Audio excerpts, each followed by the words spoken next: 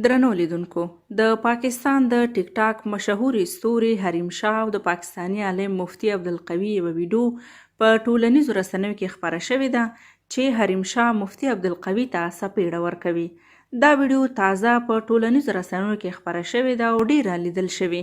په ویډیو کې لیدل کېږي چې مفتي عبدالقوي په کټ کې ناست دی، حریم شاه راځي او په مخ څپېړه ورکوي.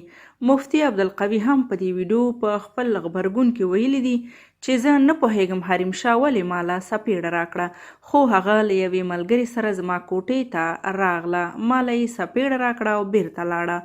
بل خوا ځینو پاکستاني رسنیو ویلي دي چې مفتي عبدالقوي حریم شاه او د هغې ملګرې په هوټل کې خپلې کوټې ته غوښتې وې او هلته یې ورسره غیر اخلاقي خبرې کولې چې حریم شاه په دې غوسه شوی او هغه ته یې څپېړه ورکړې ده او بیا په غوسه کې له کوټې نه وتلې ده.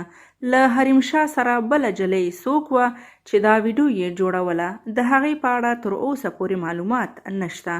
د یادولو وړ ده چې حریم شاه د ټیک ټاک نه ډیره مشهوره شوې ده چې اوس یې اداکاري هم پیل کړې ده.